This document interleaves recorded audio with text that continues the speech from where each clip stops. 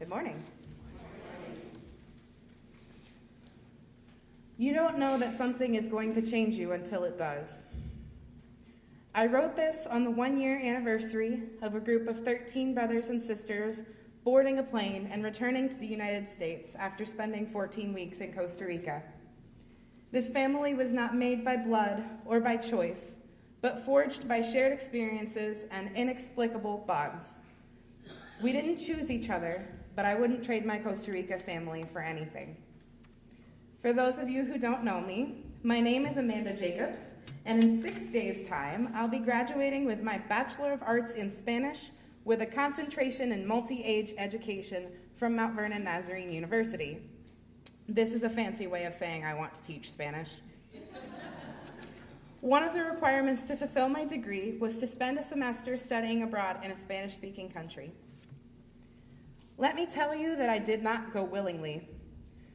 For months leading up to our departure, friends, family, and total strangers asked me if I was ready to go. I answered with a polite, yes, of course, but inside I was in turmoil.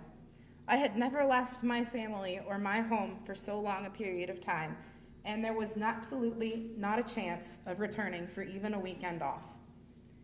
And I will be honest with you, I cried the first day we got there. We had been there for a couple of hours, hanging out on the campus where we would be studying, and waiting for our host families to come and pick us up. I turned to my professor and I said, "I'm ready to go home now," and I started crying right there in front of everyone. I wish I could tell you that that was the most difficult moment of my Costa Rican experience, but it wasn't. It didn't even come close. I dealt with poor grades, and I was not alone in dealing with that experience. A stolen or lost phone, issues with my host family, health issues with my family in the States, and a variety of other things that nothing in the world could have prepared me for. But I will tell you something else. I came home stronger. There were 15 students in our group, split among several majors. The majority of us were Spanish majors of some sort, but for the first time, a group of intercultural studies, or missions, majors joined us. There were also a few who were taking a minor in Spanish and simply wanted the opportunity to study abroad, one history major and one criminal studies major. Personally, I knew the Spanish majors pretty well, but only knew the others by their names. At the beginning, we were distinctly split into two groups, one of the Spanish majors and minors and one of the intercultural studies majors.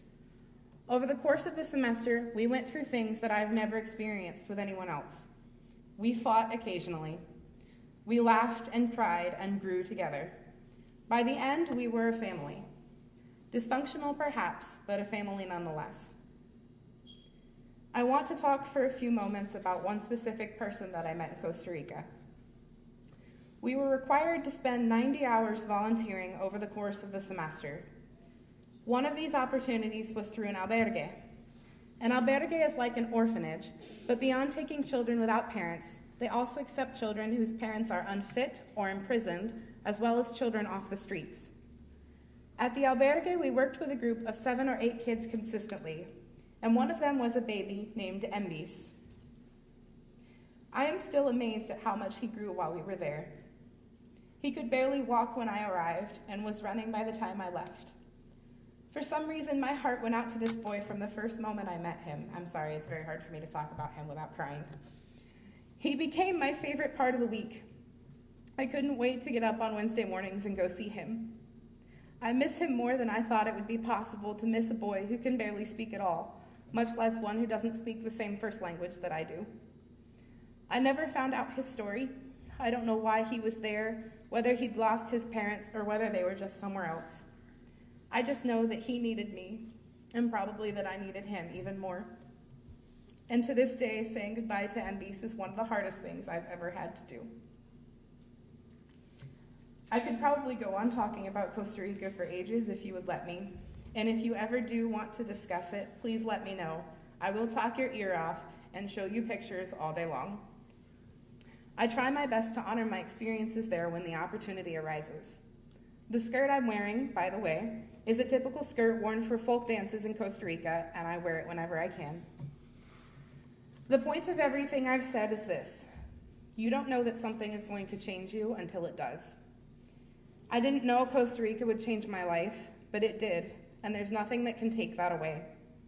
I came home just over a year ago, a stronger, better person, and I know that everything I experienced there was God's handiwork. If you are considering going abroad for a week, a month, or a year, I encourage you to go. You don't have to have all the details worked out. You certainly won't be prepared for it, and it's going to be terrifying at first. But there are things that you can learn abroad that you can never learn if you don't get out of the United States and go. Even if you can't get out of the country, get out of your comfort zone. Get out of the things that you do day in and day out that make you feel cozy. We have so many opportunities to give back in our day-to-day lives that we don't take advantage of, and I include myself in that statement. You won't know how much you needed to change until you do change, and then you'll look back on your old self and wonder how that person was the same person that you have become. Your MBs is waiting for you, and you won't even know how much you'll need him until you meet him. Let us pray. Dear God, you could have created us and walked off, but you didn't. You have stayed with us from the beginning, from the very beginning of creation, and I thank you for that. I thank you for the opportunities that we have to help others, and I pray that you would give us the courage to take advantage of them. I pray that you would be with us for the rest of this service, and as we go out, celebrating our mothers and celebrating the cultures around us. Amen.